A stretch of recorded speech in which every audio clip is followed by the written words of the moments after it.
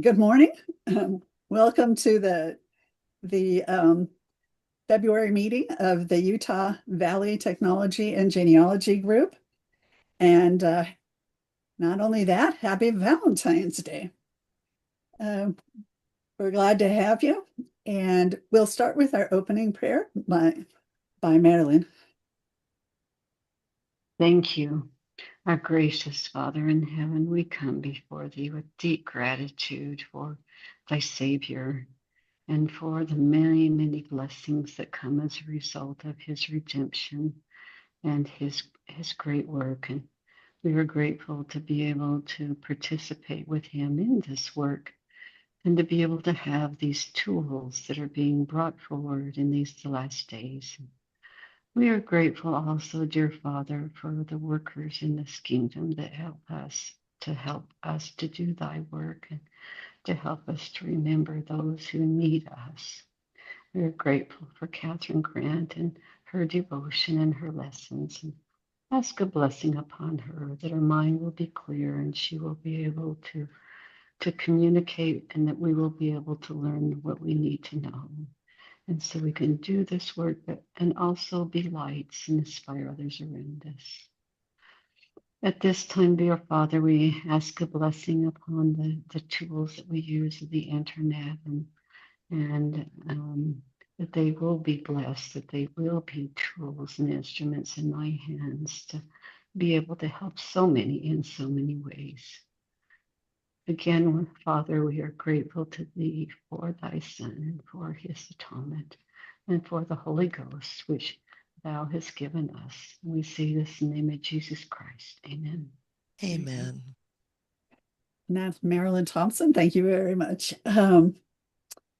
Today, I need to tell you, let's see, one announcement, and that is during this meeting, whenever you watch, if you're a member, you can go ahead and email us at any time.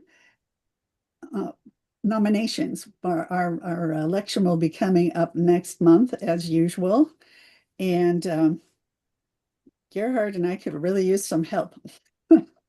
We've lost a lot of our key players through their passage to the other side of the veil, and we can really use some more help. So be sure to check your newsletter for further details on the election. Okay, and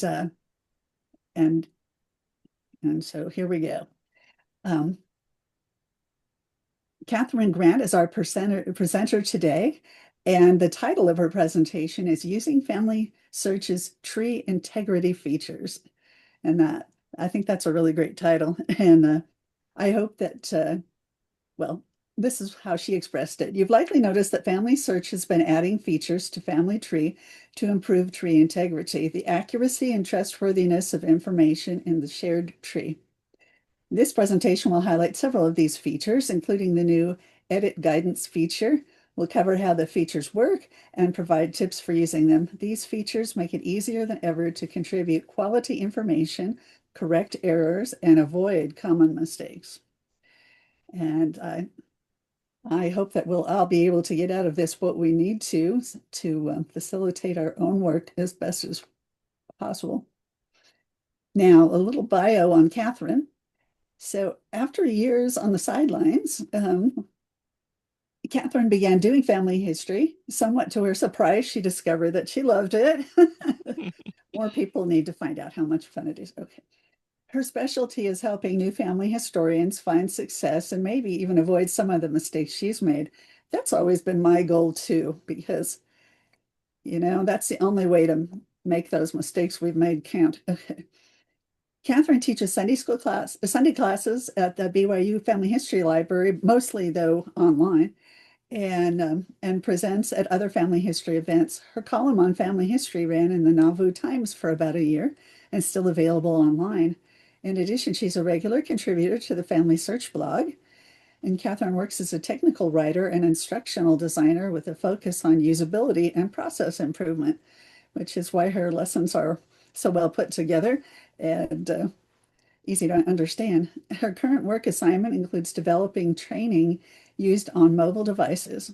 Besides family history, she loves uplifting music, thought-provoking books, and fresh raspberries. And it was my goal in life to have as many raspberries as I wanted also. So I understand this. And when we moved into this house, somebody gave me a whole bunch of raspberry plants, and I just Oh, tons of raspberries for years. So and I they're the understand that. best fresh off the vine. They're Yeah. so good. I just pick them first thing in the morning. And yeah. So thank you for being here, Kathryn. And I'm looking forward to Well, hopefully you'll I'm sure there's a lot of things, there always are on Family Search, that they never really tell you about. So somebody has to either tell you or you have to run into it all by yourself somehow. So I'm glad you're here to do this today. oh, thank you, Laurie, and thanks for giving me this opportunity. I love being able to present for these Saturday seminars. So, everybody, welcome to our meeting this morning. We're so grateful that you could join us. And I know there's a lot of things you could be doing on a holiday weekend, so we just appreciate you taking time to be here. And like Laurie said, we hope and pray that this will be helpful to you and valuable in your family history work. So, as Laurie said, although I have to say I actually changed the title after I gave it to the people at UV Tag, I ended up replacing the word features with tools. So you'll notice that's a little different, but that is my fault because I changed it afterwards. So anyway, we're going to be talking about Family Search's tree integrity tools and how you can help protect good information in the family tree. So here is what we've got on our schedule today. First of all, we're going to just get us all on the same page and talk briefly about what tree integrity is and why it matters. Then we're going to be talking about four key Family Search tree integrity tools: the profile quality score, merge analysis, the improved merge experience, and then edit guidance. And then we're going to wrap up with the most important tree integrity tool. So let's go ahead and dive in. What is tree integrity and why does it matter to us as family historians, as people that are working in family tree? Well, in order to understand, we've got to go back and we always have to remember what the goal or the purpose is of Family Search. Like, why are we working on the shared tree in Family Tree? Well, the purpose is that we are trying to create a complete, accurate record of the human family.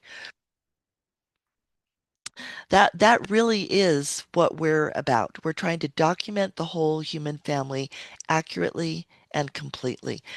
Now, some of you have probably used Family Search systems before Family Tree, and there was something different about all those systems compared to the current system of Family Tree, and it was that users could add information, but they could not change or delete wrong information. And some of you may have remembered hearing Ron Tanner talk, and I'm giving him credit for this analogy. This is one he used. He said those old systems were actually kind of like a stinky fridge. You could add food to the fridge, but you could never clean it out. Well, obviously, as Family Search looked at this, they said this is not sustainable long term. We've got to do something different. And so they came up with the solution of having a collaborative tree. And this is a tree where we all work together. So Family Tree, I was just astonished at this. It was released back in 2012. So it's been over 10 years that we've been using this revolutionary new tree. When Family Tree was rolled out, management, and I don't hear this emphasized as much anymore, maybe because it seemed a little confusing to people, but it's still true. So they said that it would be following the SCOE model, which just is an acronym for Source Centric Open Edit. In other words, anybody could change anything. We got rid of the stinky fridge, but Family Search put a great deal of trust on users saying that yes, if you can go ahead and edit things, but if you do, please make sure that your edits are supported by sources, hence source-centric. So that has always been the model and the ideal way of working in Family Tree. And the expectation, and I remember hearing Family Search managers say this a decade ago when Family Tree came out. They said the expectation was that users would largely contribute good information and they would help clean up some of that stinky fridge stuff. They'd clean up the bad information in the tree. Well, this was ideal, right? This was a brilliant concept. However, as you've probably noticed in your life, reality does not always match the ideal. And at least when we started out in Family Tree, it didn't end up working quite the way that we had ideally hoped that it would. So instead of, people had kind of envisioned this very competent, ideal, average user who would be contributing to the tree. But the reality is, we're all human, right? And we have a wide range of technological and genealogy skills. We have a wide, excuse me, a wide range of ages of people working in the tree. Some have a lot of experience with genealogy, some don't have as much. We have teenagers that are getting started, or even adults that are new to the tree. Some people are very good with technology, but not as well versed in genealogy, and vice versa. Some people came to the tree with years of genealogical experience, but not such strong technical skills. So we ended up with just a very diverse user base, and as a result, the contributions were also diverse. There was a lot of confusion about the actual data in Family Tree. A lot of people assumed that since Family Search supplied the data, that they had also vetted it and verified it. And so people just went into the tree expecting that the data was perfect, and they trusted it, not realizing that virtually all this data had been contributed by volunteers. And so that kind of overconfidence in the data led to a lot of problems like bad merges, wrong relationships, a lot of duplication, whole lines being messed up. So that was another issue. And honestly, in the system, Family Search had very much wanted, and they still do, want all of us to be involved. And so they kind of lowered the bar a little bit, trying to make it easier for people to get involved, which was a good thing. But the flip side of that was that the system kind of made it a little too easy to make mistakes. So over the years, with this grand experiment of a shared tree, we started realizing that in order to reach our goal, we need to focus on tree integrity. And I'm actually not sure who originated this term. I think the first time I heard it was by a brilliant manager at Family Search named Robbie Parker. Some of you may have seen his Roots Tech presentation a couple of years ago on tree integrity. And so he has been a great champion of tree integrity along with other people at Family Search. And this is basically how we can define tree integrity. It means trustworthy information that is accurate, complete, documented with sources, and free of duplication. Well, tree integrity tools that Family Search has been rolling out, these tools are moving us toward that original vision for Family Tree of having an accurate, complete pedigree of the whole human family. So let's look at some of these tools that Family Search has been rolling out to help us improve tree integrity. Once again, as a reminder, we're going to talk about these four: the profile quality score, merge analysis, the improved merge experience, and edit guidance. So, profile quality score. This is a feature that appears on profile pages, and the purpose is to help you evaluate the profile information and also to improve the quality. There are three quality score levels, and I love this. They didn't make it really difficult. Like it's not this 10-point scale or some very hard thing. It's something everybody can relate to. We've got low, medium, and high. And if it's lower medium, then we can try and make it higher. Four aspects of quality are measured by the quality score. They are data completeness, source tagging, source consistency, and whether or not the data is conflict free.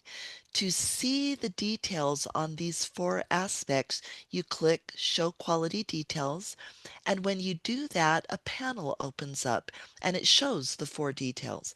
In addition, or the four aspects, I should say. And in addition to that, you'll see numbers by each one. That indicates the number of suggestions for improvement. So let's dig a little bit deeper into definitions for each of these aspects because they may not be immediately obvious. Data completeness, I think, is probably one of the more obvious ones. It just means, is the vital information complete? Do you have both a birth date and place? And do you have a death date and place? The next one is source tagging. And this is one that I think is not as familiar to a lot of people. So I've actually put a link here and we'll give a link if it hasn't already been done. We'll provide a link to this slide deck. It's just in Google Slides. Anybody can view it. And this is a live link, so you can just navigate to this slide and click the link and it will take you to a webinar on source tagging that explains it clearly and in more detail. So the question here, basically to tag a source just means to say this source supports a certain piece of information. So for instance, you can tag a birth record to birth information on a profile, saying that this birth source supports the birth date, whatever birth date has been entered or birthplace has been entered on the profile.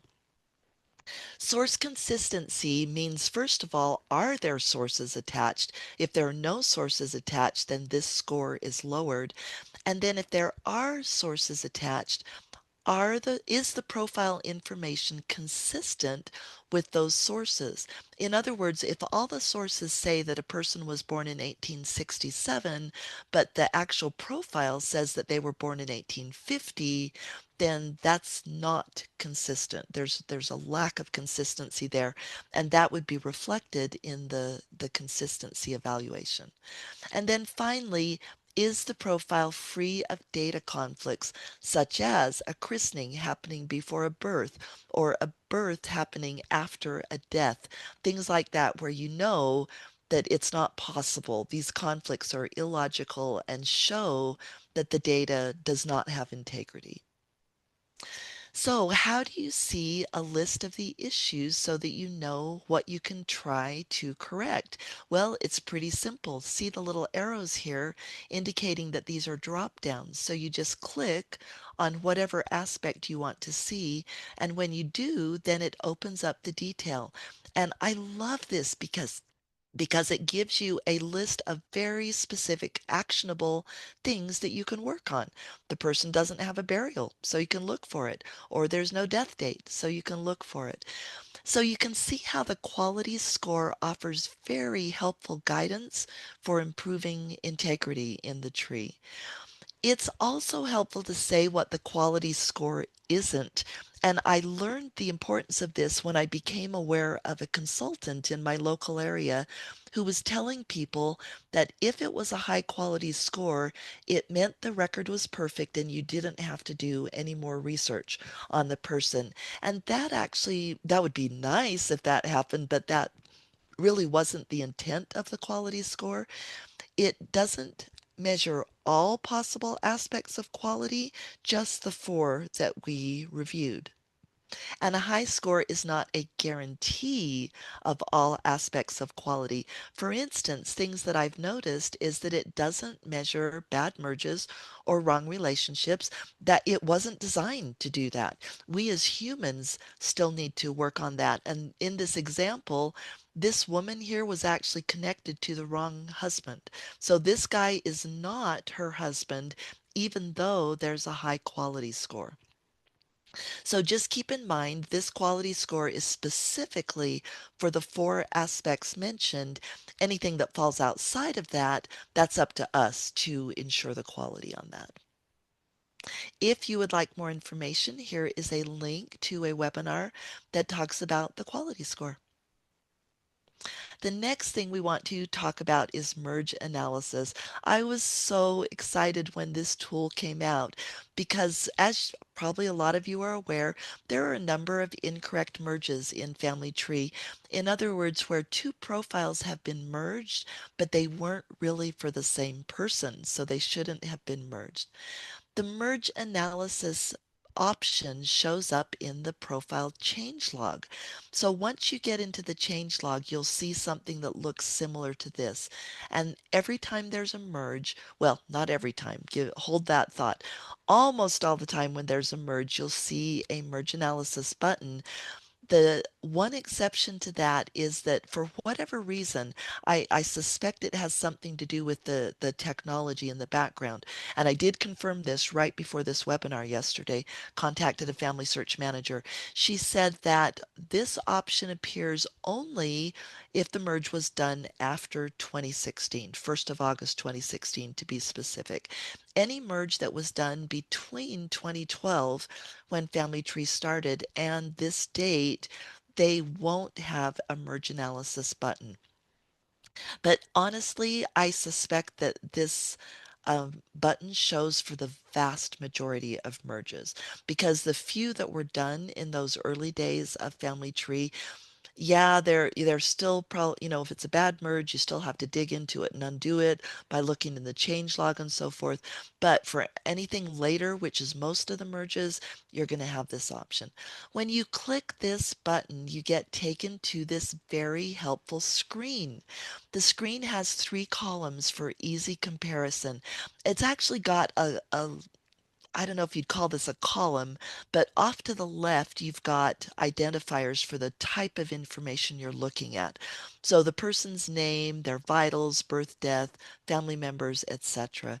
Then, as you look across, you've got this awesome comparison that starts in the first column with the person who was deleted in the merge or archived. And this shows a snapshot of how they looked right before the merge was done. So that's incredibly helpful to look at and say, wow, does this information of this person all line up within this information of the other person? So the second column shows you the survivor, but it shows you the surviving profile exactly as they looked right before the merge. Again, making that comparison very easy. And then in the last column, you see how the survivor looked immediately after the merge. And this just makes it so easy to spot discrepancies between the two profile. And a lot of times you'll look at it and go, yeah, this was fine. But if you look at it and go, oh, wait a minute, the names are slightly different, the birthplaces are off by 10 years, the parents don't match, then you know that you've got probably two profiles that should not have been merged. When that happens, you've got two options for undoing the merge. If no changes have been made since the merge, there will be an active undo merge button up at the top to reverse the merge. You click it and both profiles just go back to exactly the way they were before the merge. However, in my experience, most of the time changes have been made since the merge and this button will not be available.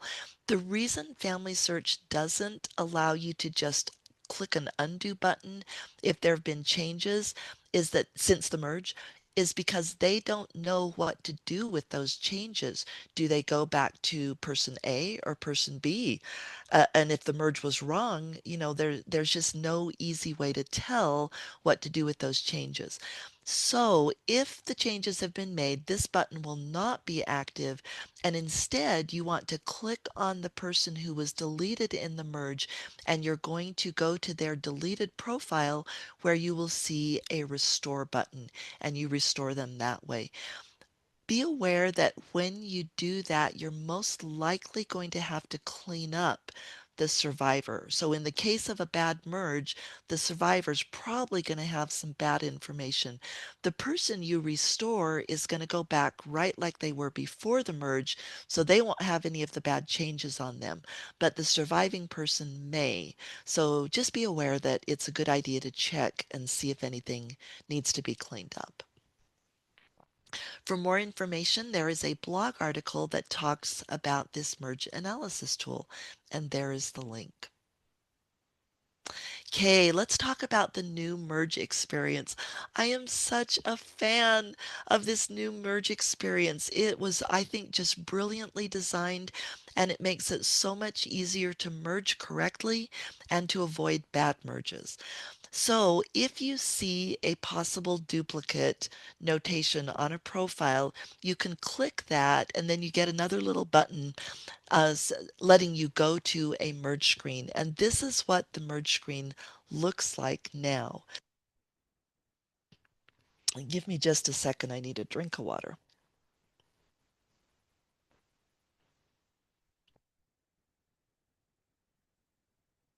Now, if this is looking a little bit familiar, you'll see that this has a similar design to the merge analysis tool. Again, it's the brilliant design where you can see both people who are, in this case, going to be part of the merge, and then you can also see what that person will look like if you end up merging. So again, just to be very specific about this, this is the first column is the person that will be deleted or archived if you proceed with the merge. And it's exactly how they look at this current time of the merge. The next column the next column is the surviving person. So this is how they look exactly now before the merge. And then in the last column, you get a preview of how this person will look if you proceed with the merge. Again, I think this is so brilliantly designed because it makes it so much easier to see the impact of what will happen if you proceed with the merge. Another thing I love about this new process is up at the top, you get a recommendation on whether the merge should be done. And there are four possible recommendations based on the level of consistency between the two profiles. So if the level of consistency is looking pretty good and there's no obvious problems, then you see a message that the people have no significant inconsistencies, but FamilySearch is still careful to say you should still compare the information and review the sources to make sure the merge is correct. The next level, or we're kind of going down in consistency, is that there may be one or more kind of minor inconsistencies, but there's still something that we want to pay attention to, just in case it indicates that the people should not be merged. So this is labeled as a potential merge, and the recommendation is given again, please compare the information and review the sources. Then there are major inconsistencies, and you see this alert message saying, hey, these people really don't look like they're the same. They have a high degree of inconsistency. Merging is not recommended. And in a minute, we'll see a screenshot of some of those warnings. And then finally, FamilySearch with this new process actually disables certain merges when they're obviously wrong, such as a parent being merged with a child. There is no way that those two profiles can represent the same person. So FamilySearch will forbid the merge. You just can't do it. And so they do give you a contact link, which is really nice if you're like, oh, I really do think they're the same. They really aren't parent and child, but I don't know how to fix this. Then you could contact FamilySearch, or you could contact the BYU Family History, or excuse me, the BYU Library Family History Center or the Salt Lake Center, have a virtual consultation with them. You can just Google to find out how to do a virtual consultation, and they can also help you fix these types of problems. There are a number of other reasons that FamilySearch now prohibits merges. These are listed in this article, this Knowledge Center article article, Why Do Merges Fail in Family Tree? And this is a link that will lead you to that article. Okay, here are examples of the improved guidance. For those minor inconsistencies that still should be looked at, they are going to be noted by these yellow boxes and this little warning here of inconsistencies. So here the names are slightly different. Does that prove they're different people? No. But is it something that I probably want to look at? Yeah. And here we've got, okay, the year is slightly off, the counties are different. And so they're 17 miles away. Is that impossible? I mean, could these people still be the same even if we've got some conflicting information? Yeah, they still could be the same, but this is at least worth looking into. So now you can't miss this, right? You've got these yellow boxes saying, "Hey, heads up, here's some things that you want to check into before you do the merge." The more serious issues are listed with red boxes. And so they'll say, hey, these birth dates are a long ways apart. The dads have conflicting occupations.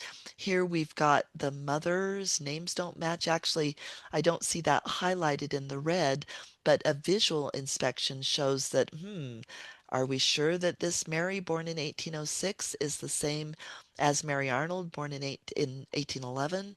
So whenever you see these red boxes, you can know that, I probably want to cancel this merge now and do some research to make sure that I'm not going to merge two people who aren't the same.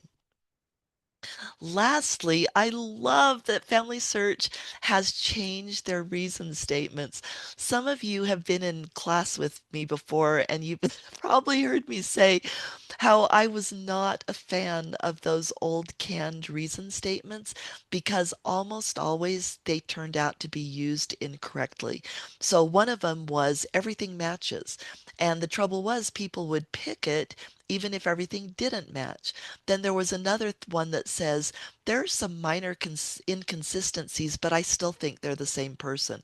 Well, almost every time I saw that one used, the minor, quote, minor consistencies actually demonstrated that the two people were not the same and the profiles shouldn't have been merged. So now Family Tree gives us a checklist of things that we can compare on the merge screen. And remember, you've got those three columns showing, so it makes it really easy to make the comparison. So you can go through and click the things that match. And you've also got a freeform box where you can add additional information. It's kind of an either, or excuse me, it's kind of an and or thing. You can use them together or separately.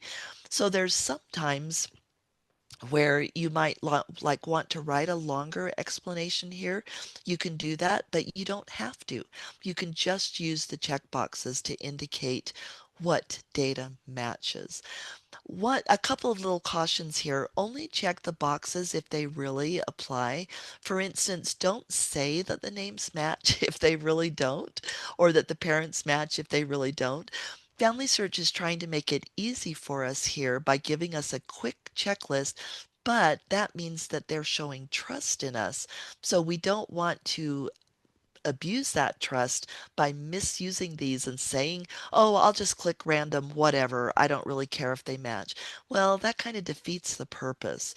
So since FamilySearch is making this easy for us, then the best we can do is act with integrity ourselves and check the checkboxes accurately. And if they don't really match or if the information is not on the profile, then just leave them unchecked. The other thing to be aware of is if only the names match. So if this is the only checkbox that you can check, you probably shouldn't do the merge because just having the names match is not enough to prove that the two people were the same. There are a gazillion people that have the same name. John Smith is an obvious example for English countries, but in Hispanic countries, you've got, Diego Martinez, you've got every country and culture has their common names. And I've also found that even names that you think were unusual or unique often were used multiple times within a family. So you might have a very unique name used for cousins or for a father and son or, whatever in the community. So the fact that two profiles have the same name but nothing else in common does not mean that they're the same person. So just be careful there. If you do not yet see the new merge experience, if you're seeing the old two-column layout, you should see a banner at the top of the merge screen. And you can click the button to learn more about it, but you can also click Try Now, and that will switch you over to the new experience. When I used the new experience, I did not go back. Just the new experience was head and shoulders above the old experience. So it was awesome. Last I checked, you did still have the option to go back. I actually have not checked that for a few months, so I am not positive it's still correct, but I think that once you switch over, if you find you don't like it, you can still go back for a while. Eventually, we'll reach the point where they turn off the old experience and it won't be an option to go back. But honestly, the new one is so much better. I think you'll just be so happy to switch over to that. If you would like more information, Robbie and I actually were able to do a Roots Tech 365 webinar back in November, I think it was November of 2025, talking about this new merge experience. And here is the link to get to that if you would like more information. Okay, we are to the last feature that we wanted to talk about today. This is edit guidance. This is the newest feature, and from what I understand, it's actually not yet available in all languages, and I'm not positive that's available for all users. But I've been seeing it, talked to people who've been seeing it. So I would say if you're not seeing this yet, just hold on because you probably will be seeing it in the future. But this is actually a very simple feature, but a very helpful one. Basically, it consists of messages that appear on Family Tree edit dialogues, and we'll be seeing some screenshots in a minute. These messages have two important complementary purposes. One is to protect good data, and the other is to reduce wrong changes. So let's look at an example of each of those. As far as protecting good data, this is a birth edit dialog. So I clicked the little pencil next to birth information on a profile to get this. But notice that I didn't get sent straight to the page or the screen where I could actually make the changes. Instead, I get taken to this screen where I see a message and it says, "Hey, this profile or this information is high quality. So before you make changes, please review these tagged sources and make sure that your changes are correct." So for example, we look over here and see that the birth year is always 1867, and we've even got an exact date in one of the sources. So if I come along and I want to change this to 1862, well, the sources don't support that. So this is a good way of just kind of doing a sanity check and saying, we've got enough evidence to support the information that's already here. So let's be really careful before we make changes to this good information. The other one, and I love this one too, because I actually, the other day, this is not a screenshot of my experience, but it's kind of a reproduction of it, I guess, with a different PID. But what had happened is there was a person that was born in the 1800s, died in the 1900s, but I work so much in the 1800s that my fingers just type 18 more automatically than they type 19. So this person who died in the 1900s, I accidentally typed their death date. Did I say that right? Okay, the person died in the 1900s, born in the 1800s. I accidentally typed their death date as an 1800 date, didn't even notice it, and I clicked save. voila, I got this message saying, hey, are you sure you want to save? Because if you do that, it's going to lower the quality score and you're going to end up with these 9 problems. You're going to have a death that happened before the birth. You're going to have a death that happened before a residence that's in the other information section, etc., etc. So I was like, oh my goodness. And immediately I saw what I had done. That the obviously, if a person is born in 1872, they're not going to be dying several decades earlier in 1841. So you just go ahead and cancel, fix the information, and then you can save without a warning. Okay, we are to the last secret weapon, the most important tree integrity tool, and it is you, the user. You can help protect tree integrity. The tools are wonderful, but there's a human aspect to it. So we want to ask, how can we as users help protect tree integrity? Well, obviously, one of the ways is to use these tools, but there are some other aspects that I want to touch on. So, one thing that will help us put this in context is that there are some pretty significant challenges to tree integrity. And I would say the top 3 are bad merges, duplicates, and wrong relationships. There are some reasons, some human reasons that these tend to happen. One is low quality profiles. In other words, they have inaccurate or missing information. When profiles have inaccurate or missing information, it makes it much more likely that we're going to have bad merges because we can't tell who these people really are. There's not enough information on the profile. People will add duplicates again because there's not enough information or there may be mistakes in it. And people get hooked up with the wrong people because of the lack of good information. Another big reason for problems with tree integrity is just our human tendency to be impatient. We rush, we focus on numbers. We're like like me, you've probably heard people say, "Oh, I added 10,000 people to Family Tree, just in the last few months." And every time I hear something like that, my stomach just kind of drops.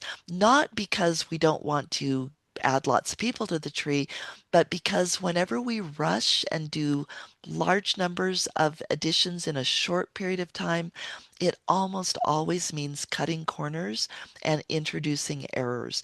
And if we're focusing on numbers, often then we kind of start to ignore quality. The last reason is this is kind of a mistaken assumption about the shared tree, and that is that, oh, well, since there's other people working in the tree, I can kind of just do whatever, and somebody else will come along and fix it if it happens to be wrong. So there's kind of an attitude of carelessness, honestly, that I've observed, where people just say, oh, it doesn't matter too much if my work isn't accurate because somebody else is going to take care of it. But what I've observed in the last decade or so is that what happens is people come into the tree expecting the information to be correct, so they're much more likely to build on wrong information than recognize that it's wrong and fix it. So, how do we deal with these problems?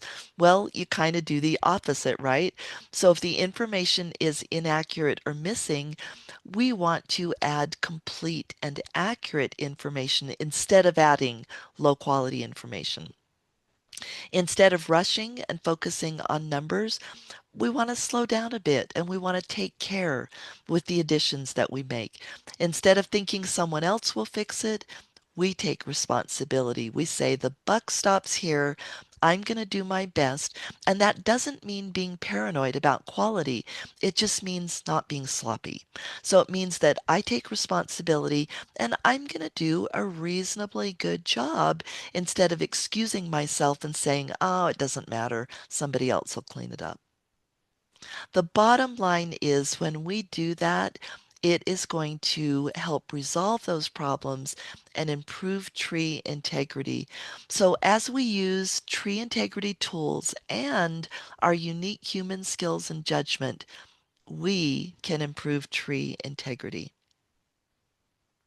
So that brings us to the end of our webinar today. Just by way of summary, we talked about how tree integrity refers to the accuracy and the trustworthiness of information in the tree. We talked about these four tools that help us protect tree integrity, and we talked about how we as humans are the most important tree integrity tool. So everybody, thank you so much for coming.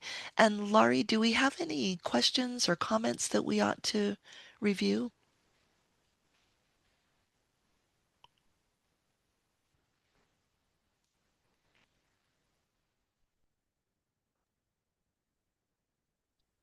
Sorry about that. I was talking and realized nobody could hear me. I've done Uh, that before. um, I have not seen anybody put any questions in the chat on Zoom. Is there Okay. anything going on Facebook? All we have is positive comments on Facebook right now on grateful for the presentation kind of thing from people all over the United States. Oh, cool. Wonderful. Thank you. Thanks everybody for joining us. I, Really I have a appreciate it. comment, Catherine. I Yeah. really love what you've presented.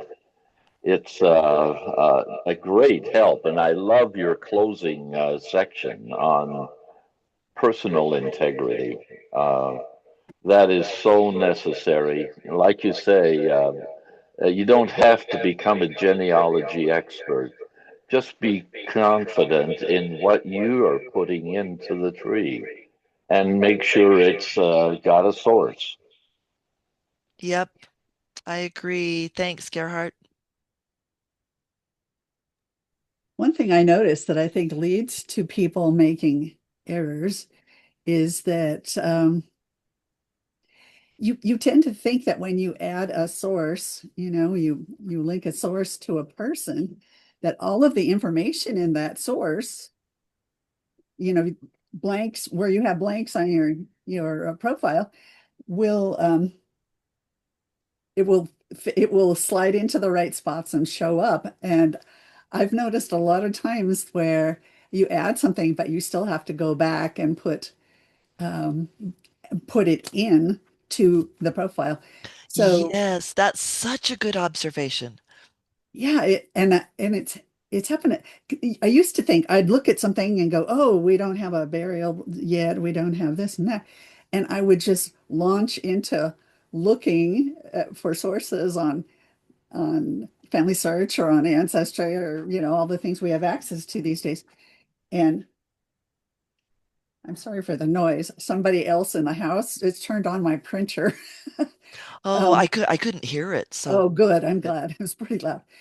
Um, So what I do now is before I go and start looking at other sources, I just check the sources that already are attached and see what data they contain that has not made it into the profile. So, and I've saved myself a lot of time that way. I remember one time, oh, I was just looking everywhere trying to find this thing, and for some reason, I thought maybe I should go back and look at the sources that are attached, and there it was. There was the piece of information I was searching for, but it and was there, but And it was right there. I've yeah, for had some that reason that same death date didn't experience. pop in or whatever it was. Yeah, I same, Laurie. I've spent hours only to go back. Well, maybe not hours, but 30 Yeah. minutes, 45 minutes only to go back to the profile and there's the source.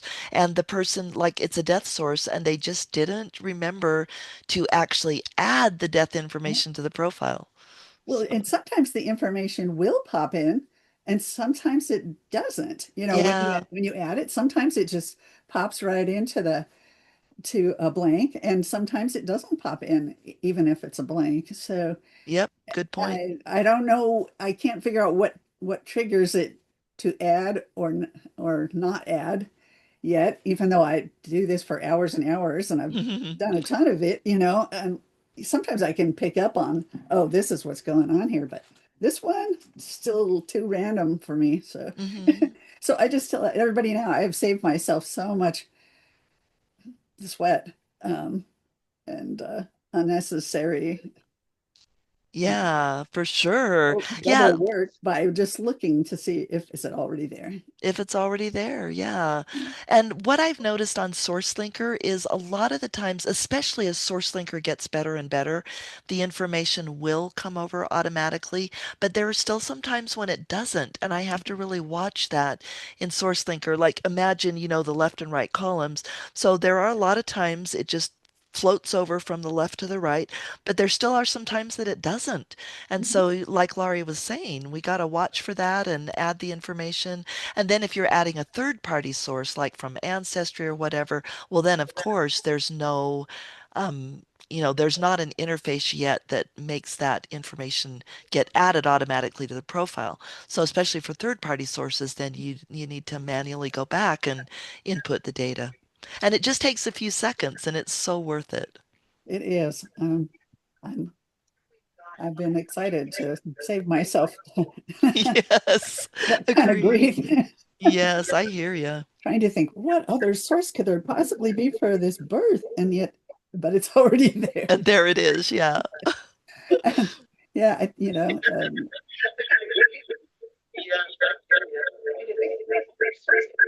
I'm I don't getting a know. weird Are echo. Are you? you hearing a weird echo? Yeah, I am. I don't know, Gerhard, what's causing it? That was me. Sorry. Oh, okay. Okay, we're good. I Okay. sounded like we were in outer space or something. Yeah, kind of did. Yeah. So, I just did one of those what was it? I did just something this morning. I've worked on the uh Family Search an hour or two, and I saw another one of those where what happened was I actually found on Find a Grave, and when you find a grave, of course it obviously gives, if the person was actually buried, it gives you the cemetery Right. where that is. Well, when I added that to the I added that source, and when I looked up at the burial location, all it was a location. It didn't have the name of the cemetery in front of it. Oh, So okay. I went back in there, I added the name of the cemetery in front of the location, and Awesome. then it lit up in the list below as Interesting. yeah, we know that there's this cemetery is there. So I don't know why, when that's such a huge source, I don't know why that's not hooked up Yeah. to add that. And I don't know, I've just noticed as I've gone back to clean up some of my stuff, and that the location is there, but not the name of the cemetery. And so I'm thinking that, even with such a common source as Find a Grave, it's not bringing the cemetery name in for whatever reason. Interesting. Man, thanks for the heads up. I'm going to watch for that because Yeah, I had not been noticing that. I, I try to, yeah, boy, we all need a big list hanging by the computer or something. Oh, remember to check this. And did you just use family Find a Grave, make sure Right. the cemetery name is there. So yeah, anything we can notice like that to help ourselves remember. I think this is great. I really appreciate your presentation, and I haven't seen all of those screens yet myself, but I'm going to go back and look and make sure I'm not ignoring something. So, Thanks, Yeah, Laurie. Kathryn, Yes. there are some additional comments or questions on. And Gerhard, can I say we're getting that weird echo again? I'm not sure why. yeah, I don't know what it Yeah, is. I know what the problem is. Just a sec. Okay. So, what questions can Kathryn answer? I think he's trying to fix the I weird just echo thing. I just got rid of the problem, I think. Oh, Oh yeah, boy, it yeah, sounds good. that's much better. All right. Yeah, what's happening? I couldn't get my computer to get the microphone working, so I'm on my phone Ah, talking, and it was echoing coming across the other connection. oh, that explains it. Sorry. Anyway, here are some comments and questions from Facebook. This is from Jody asking, do the improved reason statements appear elsewhere, as in attaching sources? I have not seen them on attaching sources yet. Yeah, good question. That would be awesome to have them included that way. Something you can recommend to them when you Right. talk to the managers again. Yeah, good point. Yeah, I like that. Um, How we choose from the list, what matches and yeah. Yeah. Uh, we we did have some people who were very complimentary. Peggy, for example, says, "Will this be available on YouTube or some other site? I have some friends who need to see it." A lot of people need to see it. They do. Uh, the Here is I'm scrolling down through all the comments. By the way, we had 35 people watching on And Facebook. Gerhard, 35? Yeah. Yeah. Awesome. And what is the answer to that question? And because I don't remember exactly like how it works for members versus people who are not members of UV Tag as far as accessing the recording. The recordings are available to anyone on for 1 month on Facebook, where this was being broadcast live, and also on our YouTube channel. Anyone can watch it. With your permission, we'll keep it on the YouTube channel. Otherwise, we drop it after about a month, No, so that only members have access. I absolutely, you have my permission because I feel like these tools are so valuable. I agree with you. Thank you for allowing us to do that. So it will be on Facebook for 1 month. Facebook automatically drops the live broadcasts after that time, and it'll remain on our YouTube channel. Awesome. And then you sent out the link to this presentation in a Yes. Dropbox, right? So Yeah, it's Yes, Google I, Slides. Yeah. yeah. it's Google Slides, and what I did, Kathryn, for your information, I do save it to our Dropbox account. And so it remains there even if you make changes so that it remains related to the presentation. The and what we do there is some people don't understand. They can watch the presentation, that is, get the slides that way from Dropbox without having an account. You don't have to log in and have an account on Dropbox to be able to pick up the file. Gotcha. And is it possible to give the link directly to the slides? Because the reason I like that is then people have the most up-to-date copy of the presentation because Family Search changes so fast. Uh, That's true. yeah, uh, let's talk about that. Okay, but yes, Okay. that is possible too. Yes. Yeah. Okay. And I'd then like for anybody, sorry, Laurie, I think I cut you off. That's okay. I was just going to say I really appreciated how you stopped and you put the links in your presentation for articles and videos that will complement this, Thanks. Yeah, reinforce it. because I thought there's no way I can put in-depth information about all these tools in an hour. There was just no way. So for anybody, I've got my email up on the screen here. So if you would like that link, while Gerhard and I are working out, whether to publicize that or whatever, if you would like the link to the Google Slides presentation, just drop me an email and I can send you the link. Okay. The Great. links will work I downloaded the PDF from your slides, and the links will work in the PDF also. Oh, Oh, good to know. I Awesome. can't seem to pick up the links on this page to copy them. Well, Well, I guess what I can do is just copy that little square. Okay, there. the chat in Zoom does have the link to the Dropbox, like the Yeah, comments in Facebook yeah, have it. I do. I did get that one already. So yeah. Yeah, you'd need to go to the UV Tag Info email account to get the currently to get the link to the actual slides uh, in that are on Google Slides. Yeah.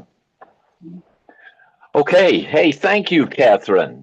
Oh, You're you're welcome. always. I got a number of comments from great presentation on the Facebook side. Thank you. Here's one more, if you'd like, Yeah, from please. Mary. Thank you.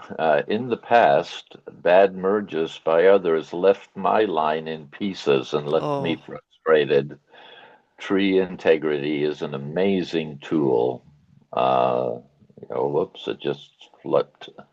Uh, is an amazing tool. I'm feeling hopeful again. I'm ready oh, to dive awesome. back into family history. Thanks, Mary. I'm glad. Like And you were, is it, sorry, Laurie, I did it again. that's okay. What were you going to say? I was just going to say, especially if you're British, that the names are so common, Mm-hmm. It's and true. it's so I look at stuff, and even using all the tools that are available, looking at the history of the merges and things. Sometimes I just really have a hard time figuring out what happened and how to get it apart again. Yep. Yeah, agreed. And I've had friends who have said the same thing about Scandinavian names. Oh In fact, boy, yes. one of my friends said, I think they use 8 different names and just use the same 8 over and over again. And that's Yeah, true in a lot of countries. So, yeah. and yeah, Gerhard, Yeah. this will sound funny. So, I I'm going to go ahead and say it, even though I was going to ask, but by asking, I will be saying it. You'll, so is it okay for me to say that people are welcome to come to our classes at the BYU Library Family History Center? So all the classes I do for the center are online. So if you just Google, or I can, email me and I can send you the link. But I teach free classes every Sunday, and they go into a lot of this detail about how to do correct merges, how to undo bad merges, how to avoid problems. And so Sunday classes I teach pretty much every Sunday, although my next one isn't until March 1st. And then also about once a month I do webinars, and they are always held on Wednesday.